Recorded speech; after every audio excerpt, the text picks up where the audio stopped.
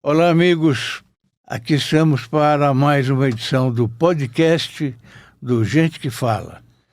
Eu quero lembrá-los que você poderá ver o nosso programa na TV aberta, diariamente às 17 horas, e nas redes sociais.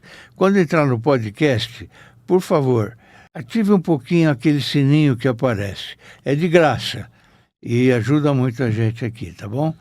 Eu recebo com muito prazer hoje o meu amigo de longa data, César Romão. Fausto Camunha, que Como está alegria você? estar aqui diante de uma das colunas do nosso jornalismo brasileiro. Imagina que isso. É um orgulho para mim. Você sabe que no jornalismo você sempre foi para mim uma referência, uma pessoa inspiradora. Eu estou muito feliz de estar aqui com você hoje. Muito obrigado. Conversar com uma pessoa que é um profissional da fala, de palestras e tal. Olha aqui o currículo dele. Formado em Direito, pós-graduado em Administração, MBA em Marketing, mestrado em Psicologia Organizacional, jornalista, escritor, palestrante, professor, vice-presidente cultural e presidente do Conselho de Presidentes da Associação Paulista de Imprensa. Chega, né? Tá bom.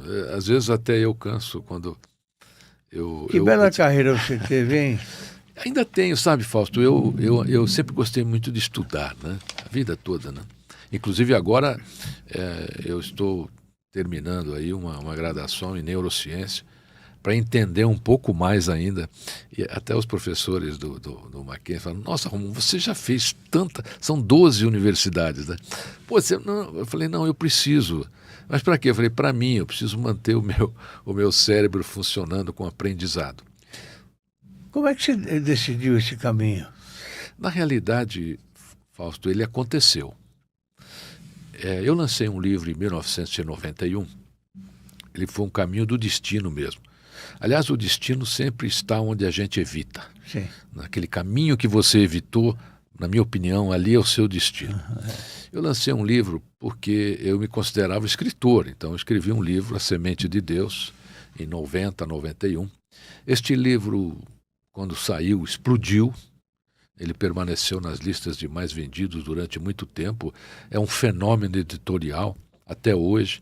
Abriu a minha carreira literária para todos esses países que eu atuo hoje como escritor. Rússia, Alemanha, Itália, países hispânicos todos, né? E naquela época eu nem imaginava falar, palestrar. Eu era um escritor. E aí as pessoas ligavam no escritório e diziam assim, Romão, você só escreve ou fala? Eu disse, mas o que você quer que eu fale? Não, você não quer vir aqui falar sobre o livro?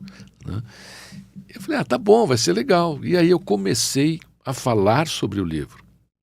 Nessa época, eu dividia palco com seu grande amigo Joelmir Betting, Delfim Neto. Eram essas pessoas que existiam, Luiz Almeida Marins, né? Que estavam ali nos grandes eventos, né? Reinaldo Polito. E aí o pessoal começou a gostar. Eu falei, puxa vida, o pessoal está gostando. E chamava de novo, e o outro chamava. Eu falei, eu preciso organizar isso. Então eu passei a organizar e passei a ter olhos mais atentos a essa coisa da palestra.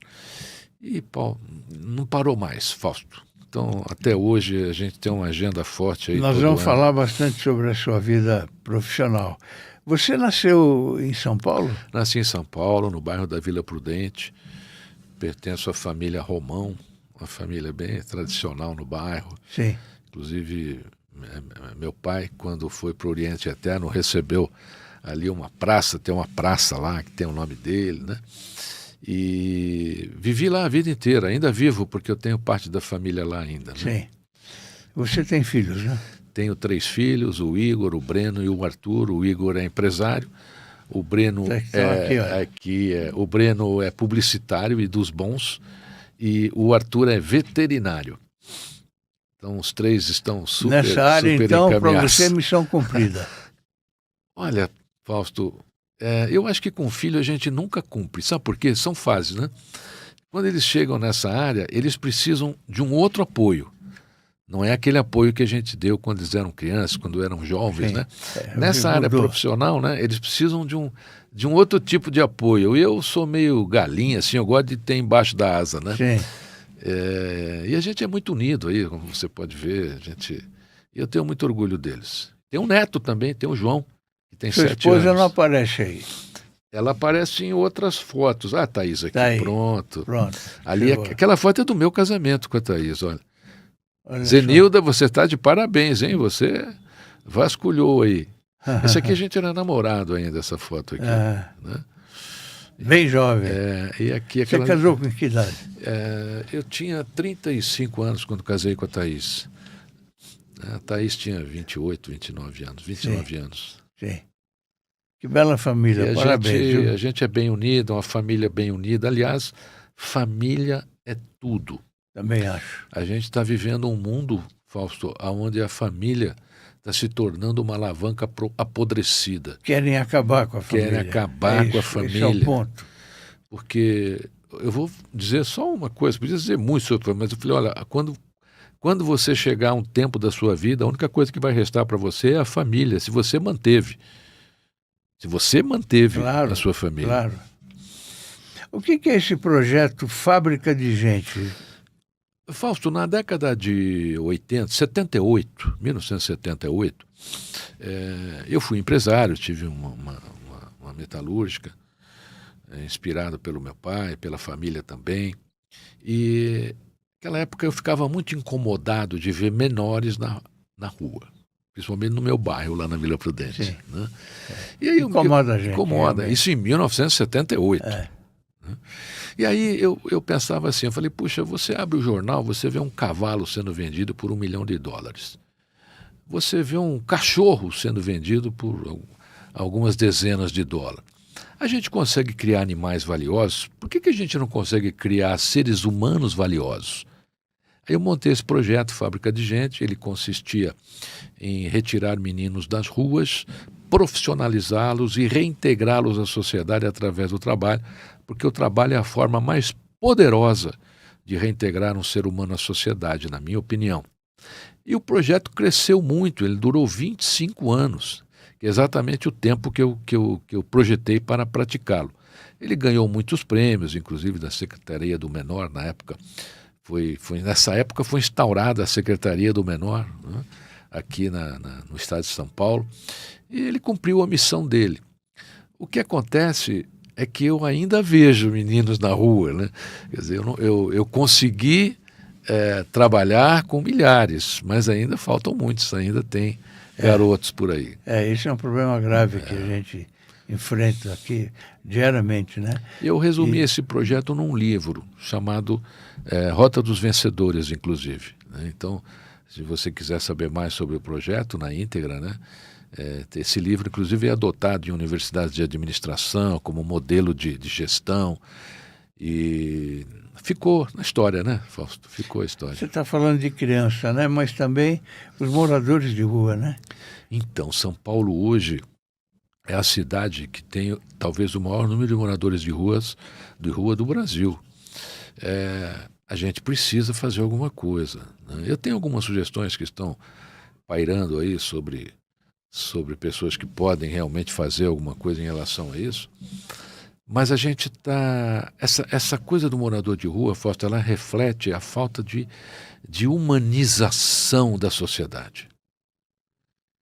Porque o ser humano hoje, se você vai numa avenida como a Paulista, né, as pessoas passam pelos moradores de rua que ficam ali como se eles não estivessem ali. Sim, invisíveis. Eles são invisíveis. Ótima colocação desse grande jornalista Fausto Camus. Invisíveis. Né? Isso precisa mudar. A gente precisa voltar a humanizar o nosso convívio social. E esse número aumenta cada vez mais, né? Porque o Brasil passa por problemas, né? Problemas de emprego, de qualificação, problemas de família, a família vem sendo destroçada. E isso é uma coisa que você não tem governo que olhe para isso. É impressionante. Nós temos aqui prefeitos e mais prefeitos que já passaram por aqui e você não tem ninguém. As coisas que são feitas são amenas, resolvem coisinhas pontuais, mas não criam uma ação generalizada para resolver o problema. Na formação profissional desse pessoal, eu defendo muito a escola técnica, porque antigamente existia. Você sairia do ginásio, tinha o clássico científico, mas também tinha a escola técnica, né? Que ensinava já a pessoa a seguir sua vida trabalhando em determinada coisa. Isso também, hoje em dia, está meio difícil. Eu me formei no Colégio José de Anchieta e eu fiz técnico em administração de empresas naquela época. Né? Você tem toda a razão, Fausto. Então falta qualificação. Essa era uma das características do projeto Fábrica de Gente. Quer dizer, eu profissionalizava dentro de uma área e reintegrava a sociedade através do trabalho. Por que o trabalho é poderoso? Porque ele te dá a condição de habitar a sociedade com dignidade. Você trabalha, você tem o seu salário, você consegue montar a sua vida. Força da Paz da ONU, o que você tem a dizer sobre isso? Então, Fausto, eu que beleza, hein? ainda atuo nessa área. Eu fiz muito evento para o Exército Brasileiro, fazendo a parte de liderança, né, do Exército Brasileiro. Foram mais de 100 eventos, ainda fiz recentemente. Né? E nessa época nós temos alguns exércitos que fazem intercâmbio com o Brasil. E nós temos também os brasileiros que são montados, né, colocados como soldados da ONU. E eu descobri uma coisa muito bacana nessa época, que os soldados brasileiros são os mais amados da ONU do mundo, em todos os lugares que eles são designados. E aí um general na época, general Manuel Morata e general Roberto Albuquerque, falou: Romão, você vai treinar a Força de Paz da ONU. Cada Força de Paz da ONU que sair do Brasil, você vai fazer esse treinamento de liderança. E aí começou essa trajetória, a qual eu tenho muito orgulho, muita alegria. É um trabalho maravilhoso. Eu não servi o Exército quando fiz 18 anos, mas eu vim servir depois. Eu não servi também. Na época deu excesso de contingente. Exatamente. Foi o meu caso. Eu era tão magro que acho que a hora que me viram, falaram: esse sujeito aí não vai dar certo, não. Eu não fiz, não. Quais são os erros que, na sua opinião, mais cometidos por profissionais recém-chegados? Porque hoje está meio difícil você encontrar profissionais bons, né? Nós temos um conflito de geração. Na década de 40, 50, quando acabou a Segunda Guerra Mundial, nós tivemos uma explosão de bebês no mundo. Aí todos esses bebês que nasceram, né, eram chamados de baby boomers, né? Os bebês da explosão do nascimento. Sim. Né? E aí passou-se a qualificar as gerações de 20 em 20 anos. Geração X, geração Y, geração Millennium, né? Quando nós entramos no ano 2000. Hoje nós estamos aqui com a geração Z, geração Alfa e Beta. A Beta está nascendo agora. A Alfa vai entrar no mercado daqui a uns 5, 6 anos. Né? Acontece que essas gerações de hoje, na minha opinião, o primeiro ponto que eles têm que dominar, é o imediatismo, Fausto.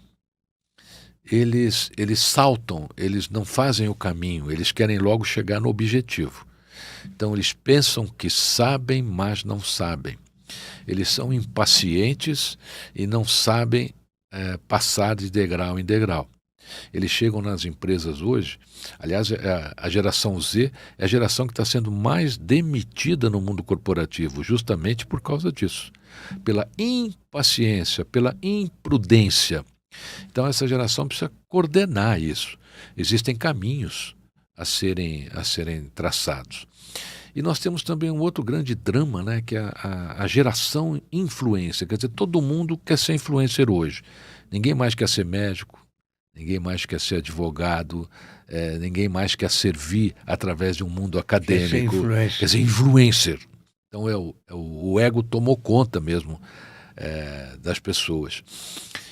Agora, imagine só, Fausto, se todo mundo for influencer, não vai ter hospital, não vai ter médico, não vai ter dentista, vai ter prédio. Não vai ter doutor Aônio. Né? Então, você veja, a nossa geração, olha que interessante o que eu vou mostrar para você agora, você como jornalista super experiente, e saiba que você sempre foi uma inspiração para mim no jornalismo. Obrigado. A nossa geração é a geração baby boomer, a minha, a sua. Nós construímos legados. Se você pegar os hospitais que essa geração Z frequenta hoje, são os hospitais da geração baby boomer. São os legados. As universidades que essa geração Z frequenta hoje, aqueles que frequentam, ela vem da geração baby boomer. Ela vem do legado que nós deixamos e estamos deixando. Então, se você estuda jornalismo, por exemplo, você vai estudar o Fausto Camunha, com certeza, lá na sua universidade. Entre outros jornalistas aqui que fazem história no nosso país.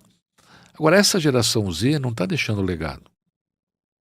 Uma vez um jovem disse assim: Romão, não é verdade, eu fiz um aplicativo. Eu falei: seu aplicativo daqui 6 meses não funciona mais.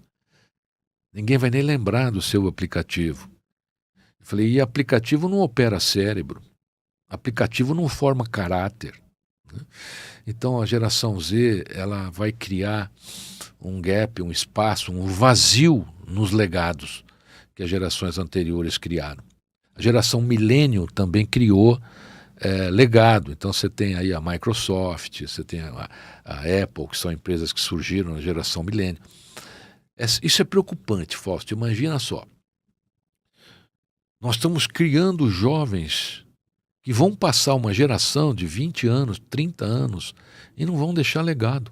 Então, a geração que vem depois da Z, né, que é a geração alfa, vai sofrer muito, porque ela vai encontrar ausência de muitas coisas que constroem uma sociedade. César, com mais de 2.000 palestras realizadas e assistidas por 1,5 milhão de pessoas, mais ou menos. Bastante, que né? Beleza isso, hein? Sabe o que é, Fausto? A gente vai fazendo e a gente não tem noção, né? Aí um dia o pessoal falou: Romão, vamos fazer um levantamento aqui, né? Vamos fazer um levantamento aqui. E aí nós chegamos a esse número. Já aumenta sempre, né? Porque a semana passada mesmo eu tive vários eventos, um deles tinha 800 pessoas, né? E eu acredito que o universo me impulsionou para esse caminho e eu tenho muito orgulho do que eu faço, procuro sempre fazer o melhor, como eu disse a você, né? Eu nunca parei de estudar, voltei para a universidade, né? Para aprender neurociência o máximo que eu puder. Eu tenho uma preocupação muito grande com as informações que eu deixo para o meu público. E fico feliz porque eu sinto que está indo bem. Quando é que a gente sabe que está indo bem, né? Quando você é requisitado. Então, é quando você é chamado novamente.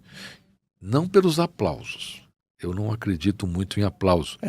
Porque as pessoas estão lá na plateia para aplaudir, né? A pessoa pode aplaudir, mas ela pode não ter gostado. Então, eu sou muito, muito cético em relação a aplauso. Eu acredito na transformação, né? Quando você retorna, quando as pessoas te escrevem. Hoje eu recebo correspondência de todos esses países que eu tenho livros e é impressionante porque os problemas deles são os mesmos que os nossos. Você falou em neurociência, já está praticando, já está na escola? Já, eu estou no Mackenzie, estou no meio da graduação. E até o final do ano, mais um pouquinho, já devo estar terminando também. E com 66 anos de idade. Parabéns. Rota 66, rota parabéns. Clássica. Parabéns. Parabéns. A gente estava falando aí fora, antes de começar o programa, sobre as pessoas que a gente conhece, que com a idade vão indo embora. E vão ficando vários vazios, né? Isso incomoda muito a mim, sabe? O que você tem a dizer sobre isso? Fausto, é uma grande verdade. Uma tristeza minha, tristeza mesmo, é essa. A gente vê as pessoas que a gente ama partirem. A começar pelos nossos primeiros fãs, né? Sim. Nossos pais, nosso pai, nossa mãe. E aí os amigos. É muito triste porque eu ainda não aprendi a lidar com isso, viu, Fausto? Talvez a neurociência me ajude agora aí. Mas eu não aprendi a lidar com essa dor. Eu ainda sinto essa dor, né?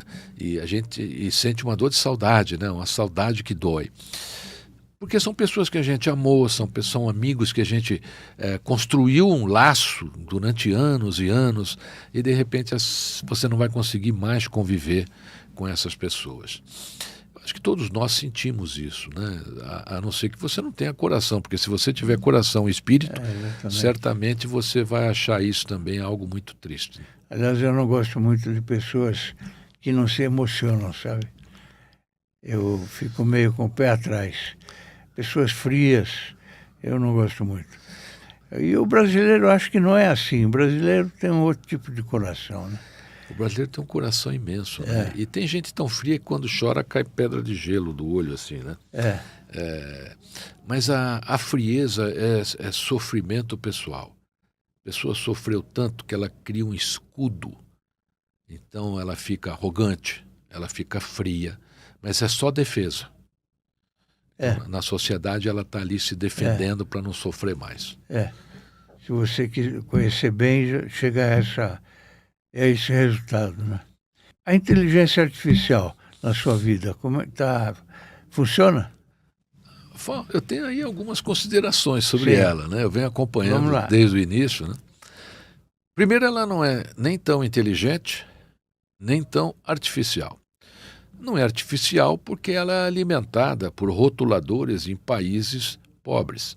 Então, por exemplo, em Nairobi, alguns outros países da África, são reunidas pessoas dentro de um galpãozinho, recebem um computador, centes de dólar por mês e ficam lá preenchendo a inteligência artificial. São os rotuladores, são eles que alimentam a inteligência artificial. Então, ela é alimentada.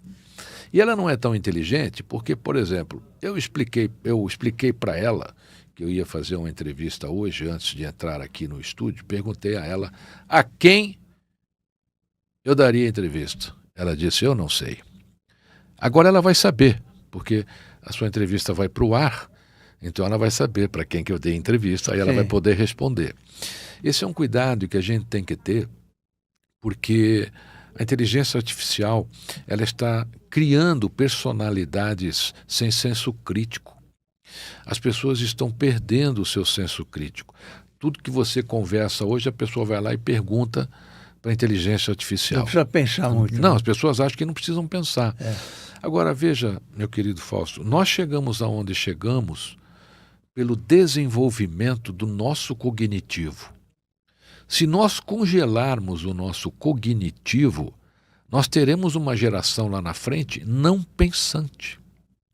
E a inteligência artificial, ela só trabalha com o futuro, com o passado. Então, ela não cria futuro. A coisa é tão séria que 14% dos artigos científicos do mundo hoje estão sendo produzidos por inteligência artificial e os governos estão proibindo. Porque o que é o artigo científico? É aquilo que vai achar uma solução para o futuro. A inteligência artificial não tem essa solução para o futuro. Nós temos hoje também a grande questão de dependência. Então, os jovens estão extremamente dependentes da inteligência artificial. E ela tem respostas iguais. Então, uma vez numa palestra, um jovem falou que ganhou uma namorada por causa de uma carta que a inteligência artificial escreveu para ele. Aí eu pedi para ele ir ao palco e ler. Ele leu a carta. Uma moça levantou e disse, o meu namorado me deu uma igualzinha. Então, ali existe um número de respostas.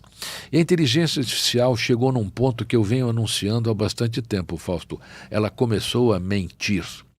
Ela começou a inventar coisas. Se você pega a inteligência artificial da área jurídica, você tem muitos amigos advogados, brilhantes inclusive, que você já entrevistou. Consulte esses advogados e você verá que a inteligência artificial está inventando jurisprudência. Se o juiz não for bom, se não for da geração baby boomer, né, que é uma geração do cognitivo, ele vai acreditar. Sim. Aí, se ele for pesquisar aquela jurisprudência, ela não existe, ela foi inventada. A inteligência artificial cria a jurisprudência de uma maneira tão fantástica, ela transforma uma mentira em verdade. Esse é o grande perigo. Então, para nos precavermos contra isso, contra a transformação de mentiras em verdades, nós não podemos deixar a inteligência artificial tomar decisões humanas, porque são as decisões humanas que nos trouxeram até aqui. Como você acha que estaremos daqui 10 anos? Eu espero que a gente esteja dentro da realidade, porque nós estamos perdendo a realidade. As pessoas hoje já não estão convivendo como convivem, como deveriam conviver, né? Principalmente em família. Então, filhos já não falam com pais já não falam com filhos, tudo é inteligência artificial. Pergunta aí para o Google, pergunta para o Waze. Fausto, as pessoas não sabem mais voltar para casa sem um aplicativo de Waze. Né? Então, essa dependência está criando uma geração sem cognitivo. Eu espero que a gente não abandone o nosso cognitivo e não passe para a inteligência artificial as decisões que teriam que ser nossas. Você é a favor de celular na escola? Interessante a sua questão. Por isso que eu adoro você. Você é um jornalista. Eu fui criado numa escola onde eu tinha livros. Né? Você também. Onde a gente ia à biblioteca. Essas coisas, o que elas fizeram comigo, com você e com tantos outros?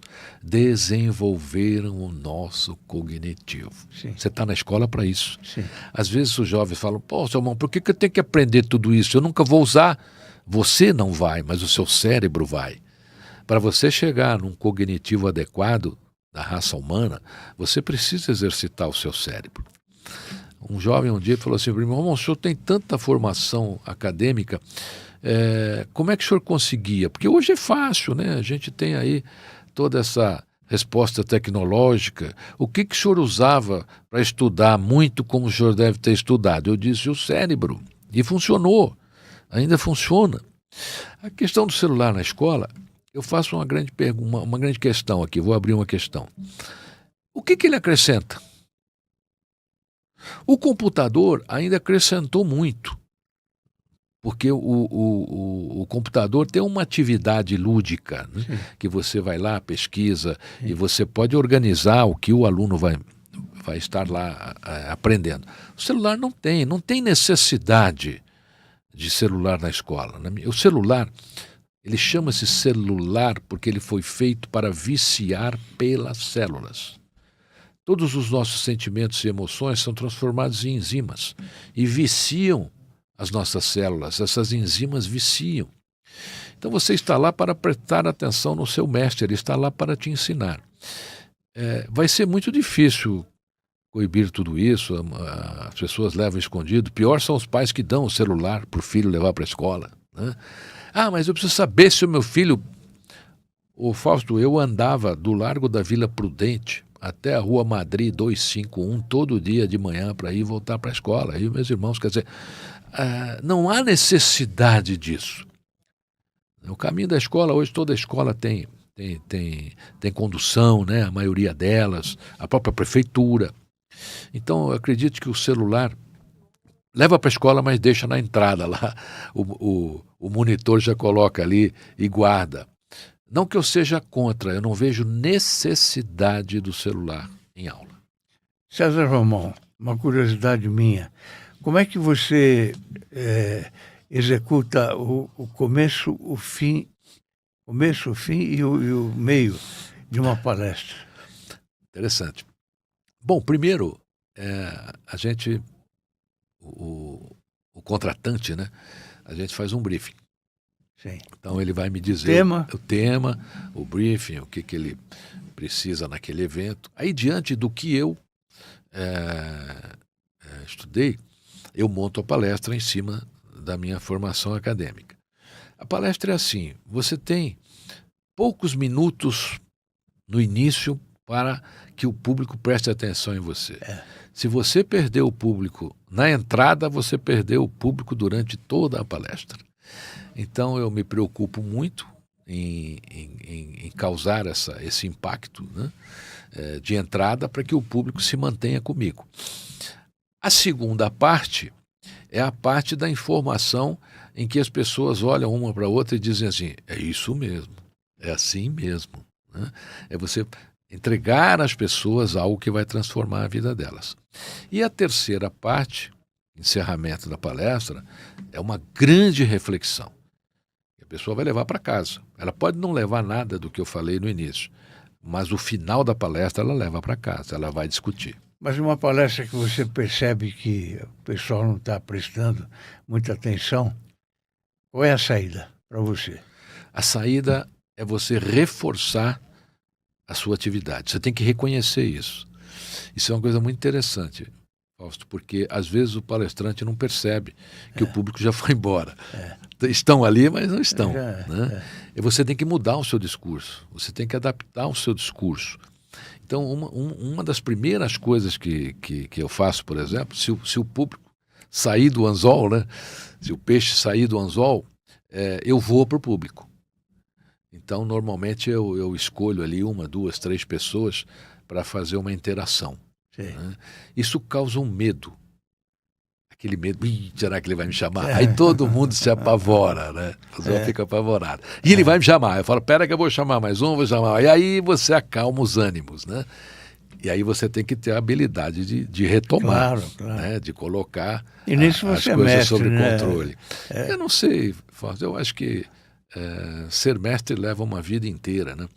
Eu tive como grande mentor e professor Og Mandino, que é o autor que mais vendeu livros no mundo depois da Bíblia, e a primeira vez que eu o vi, eu disse, eu vou ser este cara. Né? Então ele sempre foi uma referência para mim. Og Mandino falava em estádios de futebol americanos, se caísse uma agulha, ninguém ouvia. Você ia ouvir a agulha cair, todo mundo era muito conectado. Né? Então eu aprendi muito com ele, eu acho que isso... E olha, era um orador da década de 80, né? Então... eu aprendi muito com ele. E o ser humano, ele é muito igual, sabe, Fausto? Essa é uma coisa interessante. Quando eu disse a você que os problemas das pessoas dos outros países onde eu tenho livro são os mesmos que os nossos, são. É problema financeiro, é problema emocional, é problema com a família, é problema de trabalho. É um grupinho aí de 7 problemas. Né? São traumas não resolvidos, é tudo igual. O ser humano ele é uma unidade de carbono igualitária pelo planeta. Então, 8 bilhões de pessoas, mas esses 8 bilhões de pessoas têm 8 pontos em comum dentro dos problemas. De todas as atividades que você tem, qual é a que mais chama a sua atenção? Você diz emocionalmente? Os livros. Sim. Os livros. Os livros têm me dado, assim, ao longo da minha carreira, muita felicidade, muita emoção, muita resposta. Nós estamos mostrando aqui um livro. Bom, está aqui na tela, deixa eu só fazer um parênteses. Aqui é o portal que você já escreveu. Escreve. Já tem muitos artigos seus publicados aí. Devo isso a você, muito obrigado. E eu chamo a atenção do espectador, olha aí quem está escrevendo. É o César Romão também.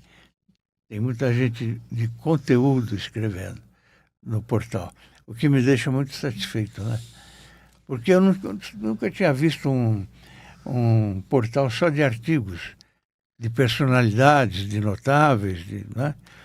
Fausto, você é um jornalista exponencial. Você criou algo para inspirar outros. Quer dizer, você é pioneiro, e eu tive muito orgulho quando você me chamou para escrever no Orb News. Se você entrar lá, você não tem ideia das pessoas que você verá lá no portal. E só artigos. Só artigos. Esse livro mesmo, Fausto, você sabe que uma vez um garoto jovem, uns 12 anos, veio com esse livro na mão, Só Amor Não Basta, pediu para autografar. Falei, você vai ler? Ele falou, vou ler. Aliás, eu gostaria que o senhor autografasse, eu gostaria que o senhor me desse um abraço, que eu queria lhe agradecer. Aí ele deu um abraço, a irmã dele veio também, deu um abraço, e disse assim, o senhor salvou o casamento do meu pai e da minha mãe.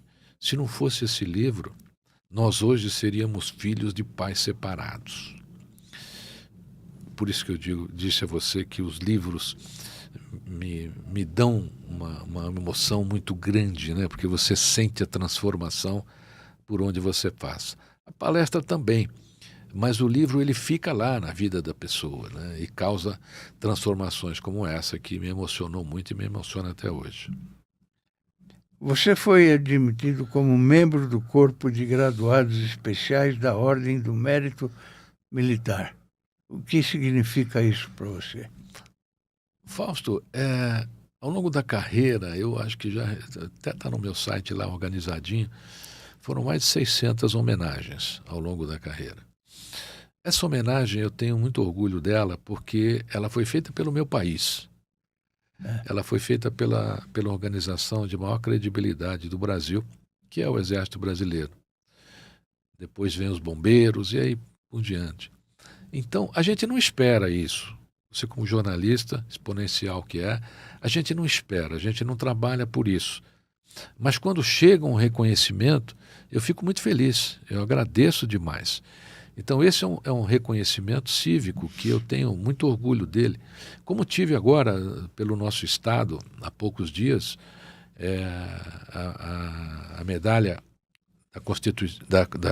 da Constituinte, 1932, deputado Telhada e o seu filho, Paulo Telhado, né, fizeram a indicação e eu fui receber na Assembleia. Para mim foi uma grande emoção você estar lá sendo homenageado pelo seu estado. Teve a medalha Anchieta também. Também. A medalha Anchieta também foi uma grande emoção. Na época, vereador Quito Formiga. São coisas que acontecem e você não espera. De repente, chega lá para você, olha, Romão, nós queremos homenagear o seu trabalho e tal.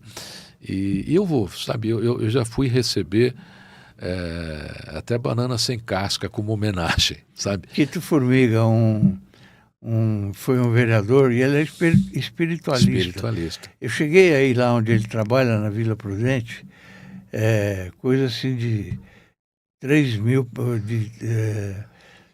50 mil pessoas, 60 mil pessoas. Isso é quando você foi, cresce todo dia. Chama-se perseverança. Perseverança, é isso mesmo. Eu tenho muito orgulho também, porque durante o ano... É uma cidade. É uma cidade. Eu faço muitos eventos no Perseverança, a dona Guiomar, tia Eunice, JB Oliveira, que é uma família que está lá. Ele é irmão da Guiomar, né? Ele é irmão da Guiomar? É irmão da Guiomar. Não sabia, não. Aquilo ali é uma ilha de bênçãos. Eu chamo de ilha de bênçãos. E sempre que eu vou, eu digo assim, se eu vou de manhã, né? Bom dia, nação Perseverança. Né? Se eu vou à noite, é bom, né? Porque é uma nação. São pessoas voltadas ao bem. Aliás, eles têm o projeto mais premiado humanístico do planeta hoje, que é o Amigos do Bem, né? Então, você realmente conhece lá, talvez nem precise falar. Quem me levou lá foi a vereadora Edir Salles. Edir Salles, era da Vila Prudente. No momento em que eu mais infeliz da minha vida, que a perda do filho único, né? E a Edir me levou lá, eu me senti muito bem conversando com essa senhora e também depois com o Quito. Ele, na época, acho que nem pensava em ser vereador. Não. Foi impulsionado a isso na época. E o Perseverança tem a área de psicografia, que é maravilhosa também, né? Você tem ali os médios que fazem psicografia. O Quito faz. Faz também. Faz também. Tinha um irmão dele, o Miguel. O Quito e o Miguel são filhos do Formiga, que psicografava junto com o Chico Xavier. Né? Sim. Então ali é uma nação, é uma unidade do bem que a gente tem. E a Edir Salles é uma grande vereadora, ela é reconhecida lá como a princesa da Vila Prudente, né? Porque ela cuida daquele bairro, trabalha ela cuida demais. do meu bairro, trabalha demais. Posso mandar um oi claro para ela que aqui? pode, imagina. Edir Salles, a minha admiração sempre para você. Faz algum tempo que eu não vou lá, mas eu quero ir. Você é espiritualista? Ou é católico? Não, eu sou um católico espiritualista generalista, sabe? Aonde falar de Cristo, eu estou lá. Inclusive fiz um livro que retrata muito a minha atividade religiosa, né? Que é Um Homem e Seus Discípulos. O livro faz muito sucesso também.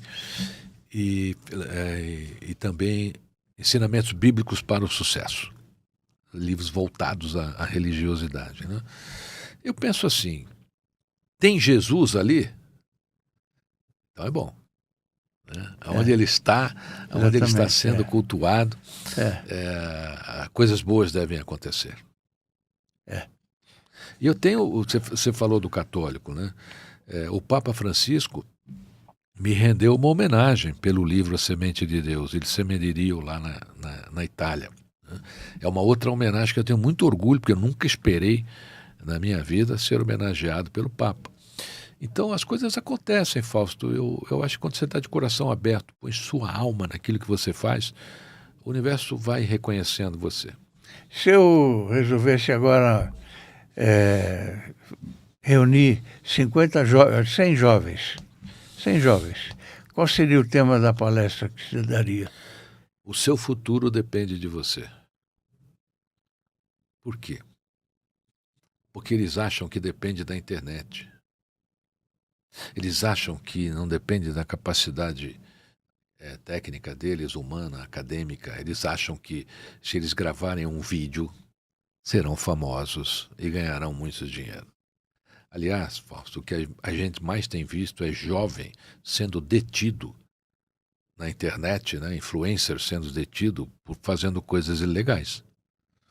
É um festival isso. É verdade, né? Infelizmente. Então, esse seria o tema da palestra, mostrar para o jovem que o futuro depende dele. E o celular veio para o bem e para o mal, né? Na realidade, eu acho que ele veio para o bem. Nós, no nosso conceito de escolha, infelizmente, a gente escolhe para o mal. Santos Dumont inventou o avião e nunca imaginou que o avião fosse lançar bombas. Então, a criação do celular, talvez os criadores nunca tenham imaginado também que o celular faria o que faz hoje, né? Ele salva vidas, mas ao mesmo tempo ele também prejudica vidas, né? Olha aí os títulos de alguns livros seus. Zenilda, parabéns. A Zenilda andou aqui pelos Estados Unidos, pela Alemanha, pela Itália e pela Itália ali também. Você é conhecido internacionalmente, né?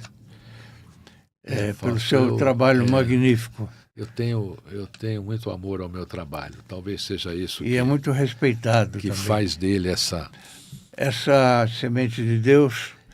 Este foi o último livro seu? Este foi o primeiro. Ele deu início à minha carreira como palestrante. Esse foi o primeiro? Esse foi o primeiro livro. E você sabe que ele é tão recente, ele é relançado sempre, toda hora, né? Sim. Ele vende até hoje como vendia no lançamento dele. É uma obra impressionante.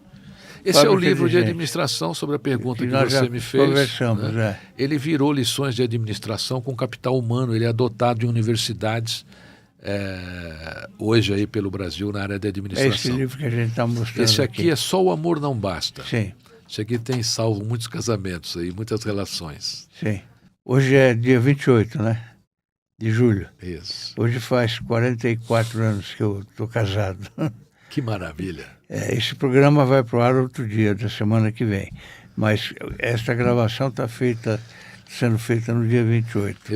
Estou com a Thaís há 35 anos e quando eu escrevi esse livro, né, Só o Amor Não Basta, é que eu descobri que realmente só amar, e você sabe disso, 45 anos de casamento, você sabe, a gente tem que desenvolver competências para amar. Não adianta só o amor. Tem gente que falei se ama errado, e está se separando. São 54. 54.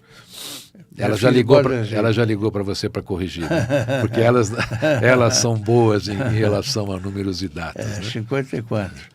Bodas de Ouro já foi e mais alguns anos. Você tem um casamento lindo, Fausto. Aliás, a primeira competência, depois que você ama, você precisa desenvolver para chegar a 54 anos, eu chegarei lá com a Thaís, paciência. Isso é verdade. Muita paciência. É verdade. E essa geração, de ambos os lados. E essa geração está super impaciente também. Né? Hoje nós temos um número de separação brutal. As pessoas se casam depois de 1 ano, 6 meses, já estão se separando.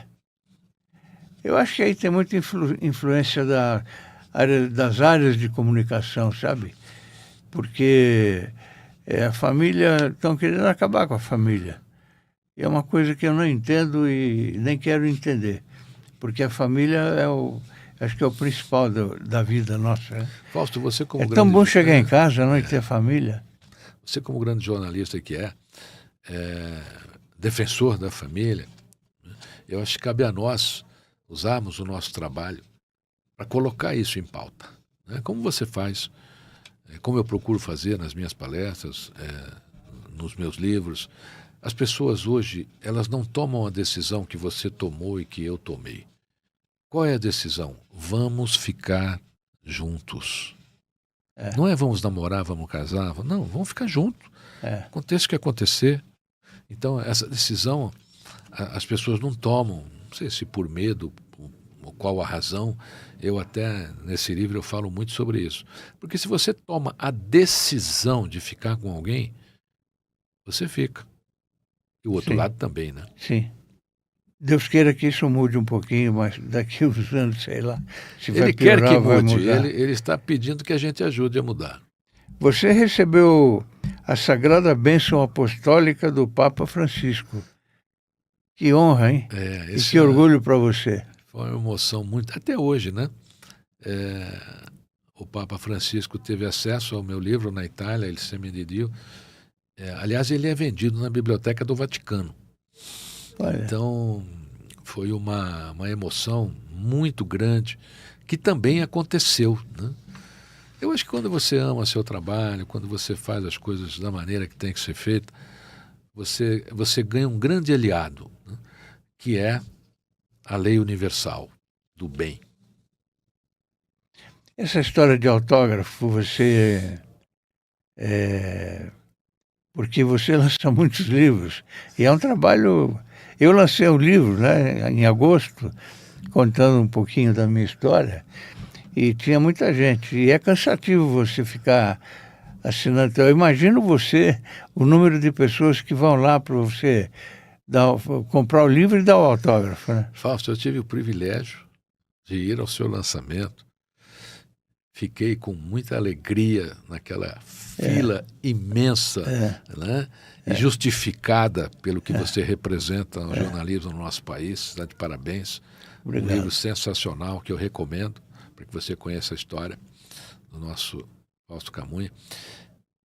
Eu vou fazer eu posso te entrevistar agora nessa pergunta ou não? Pode. Posso? Você ficou cansado com aquelas centenas de autógrafos aquele dia? Não. Então, não. Sabe por quê? Não. Aquilo cria adrenalina, sentimento positivo, a gente ama, então você não cansa. Só diziam para mim que na hora que, olha, vai mais rápido porque tem uma fila enorme aí. Falei, não ouça isso, eu ouço isso a vida inteira. Não faça isso. Sabe por quê? Porque as pessoas que gostam de você... Eu fiquei na fila. Eu sei. Ninguém estava preocupado. Eu sei. Se ia demorar. As pessoas tiraram aquele momento. Fica batendo papo com o outro. Ficaram naquele momento para estar com você. Entendeu? Então, eu na realidade, eu escuto isso até hoje. Essa semana que passou foi mais ou menos assim, né? Mas eu só agradeço. E eu não vou mais rápido, não. Eu faço o autógrafo que eu preciso fazer. Até porque cada pessoa que estava ali é do seu convívio, né? Então, é um carinho que você está doando ali naquele momento com o seu autógrafo. Ô César, o que é felicidade para você? Boa pergunta. Para mim, é você estar em estado de êxtase e não sofrer pela ausência. Se você avaliar uma pessoa, quando ela fala para você que ela é infeliz, ela diz assim, eu sou infeliz. Eu não tenho uma esposa que me ama, a ausência de algo. Eu não comprei o carro do ano. Puxa, eu não fui viajar para os Estados Unidos esse ano, eu não estou muito bem, não estou muito feliz. Então, para mim, felicidade são... pessoas felizes são aquelas pessoas que não sofrem pela ausência. Elas não se anulam por não terem. Elas valorizam muito mais a sua existência, a sua condução de vida, do que as coisas que ela não tem. Se você fizer uma pesquisa com pessoas infelizes, e eu já fiz isso, o motivo da infelicidade é sempre a ausência de algo. Ninguém me compreende, ninguém me ama, eu não tenho o respeito que eu mereço, eu não tenho os objetos, as coisas que eu gostaria, e aí ela é infeliz. Então, quando você não sofre pela ausência, queira ou não queira, você será feliz. O que é a solidão para você? Solidão é quando a tua alma se separa do seu corpo. Você não perde o corpo, a mente, você perde a alma. A solidão é quando você está vivendo separado de Deus. As pessoas que se separam de Deus acabam solitárias. Então, se você está se sentindo solitário, solitária, volte-se para o universo, volte-se para a sua crença, encaixe a sua alma novamente aí nesse corpinho que Deus te deu. Você conquistou o recorde brasileiro como escritor que autografou o maior número de livros em um só evento. Você lembra quantos autógrafos foram? Lembro. 1.312 livros, 3 horas, 12 minutos e 12 segundos. Quantas canetas você usou? Eu uso o Bic, né? Porque essas canetas sofisticadas aí não dão conta dessas coisas, né? Primeiro elas falham. E a Bic é a Bic, né? A Bic é Bic. Desde 1957, se não me engano, né? É a mesma caneta com a mesma carinha, que o que é bom não precisa mudar, né? Eu falo muito para a Thaís, ela fala, você precisa mudar aqui. Eu falo, não, eu sou Bic. O que é bom a gente não muda. Né? Então, isso também foi um marco, porque quando eu vi aquela fila, o meu editor falou, Romão, isso aqui é um recorde, né? Eu vou chamar o livro dos recordes aqui. Aí chamou, o pessoal chegou, filmou, constatou, mas eu fiz uma coisa muito intuitiva naquele dia. Imagina uma fila de 1.317 pessoas, né? É muita gente. Eu saí da minha cadeira, foi no Palácio das Convenções do Anhembi, eu saí da minha cadeira e percorri a fila inteira, batendo a mão em todos eles e dizendo assim, se você ficar aqui, eu estarei lá. Porque o que acontece? Que eu vejo muito isso. O autor vai embora.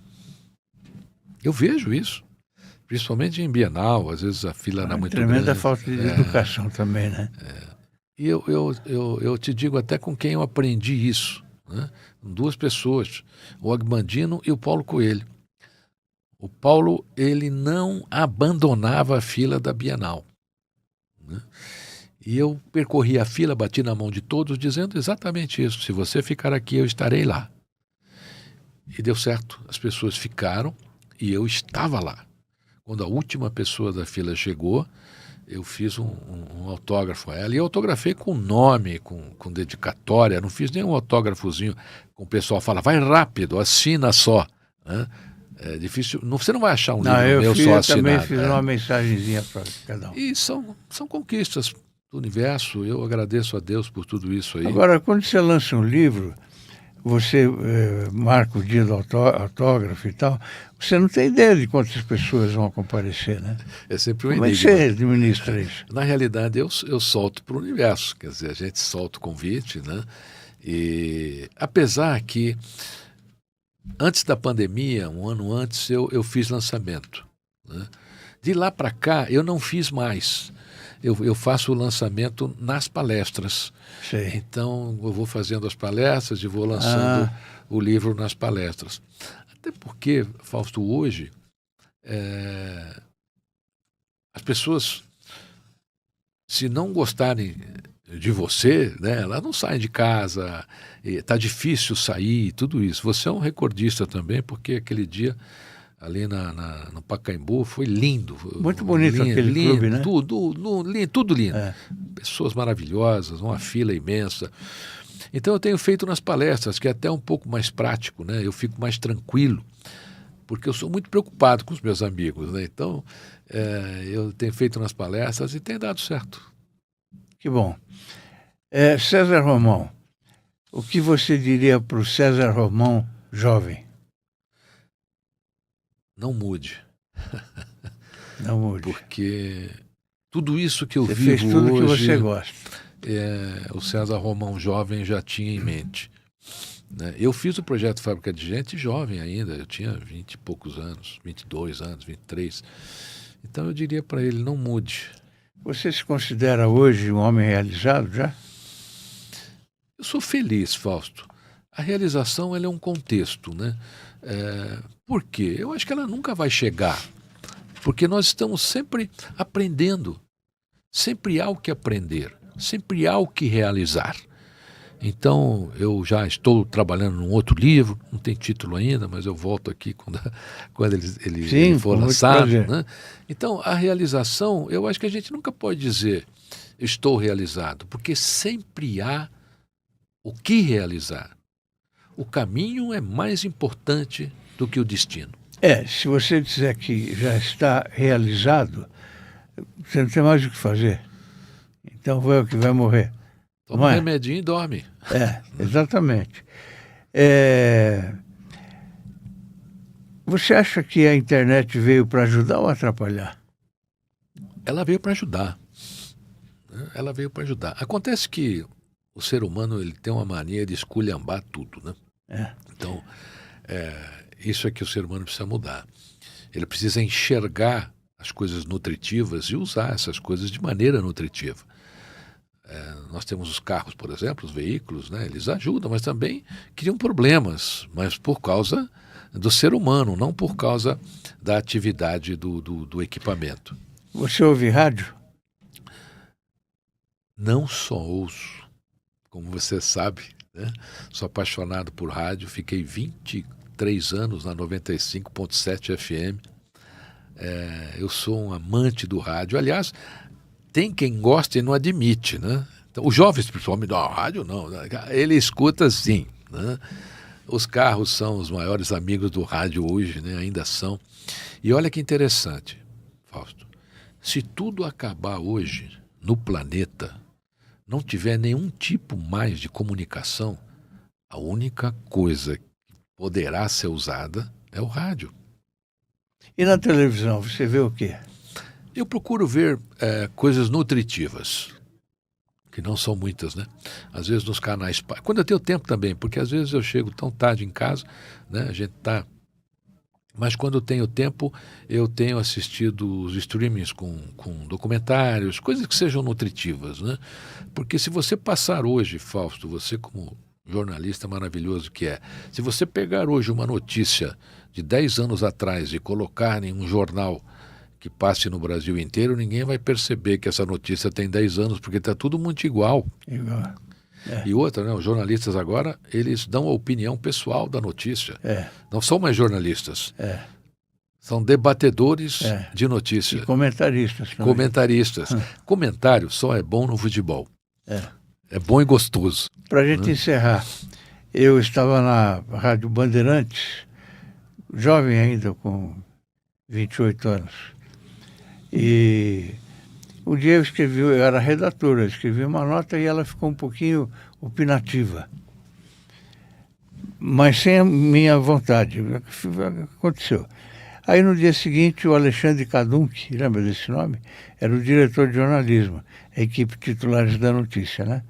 Ele me chamou e falou assim: Fausto, o dia que você quiser dar opinião, você compra uma rádio. Porque aqui na Bandeirantes não. O Silvio Santos fez isso com uma apresentadora dele, lembra? Se quiser dar opinião, compra uma emissora de televisão, né? E você tem toda a razão, sabe, Fausto? Eu acho que nós que vivemos como jornalistas também, a gente tem que ser fiel ao fato. Quer dar opinião? Dá no seu blog. Quero dizer, Fausto, que para mim é uma imensa alegria, uma imensa honra estar aqui com você hoje. A honra é minha. Você é referência para mim, para muita gente, e eu saio daqui muito orgulhoso. Para mim é mais uma conquista na minha carreira. E eu também orgulhoso de você estar aqui, tá bem? E o nosso espectador sabe, a gente só traz aqui pessoas que têm conteúdo, que têm o que falar. Eu tenho certeza de que vocês gostaram muito dessa entrevista com meu amigo César Romão. A todos o meu muito obrigado e até a próxima.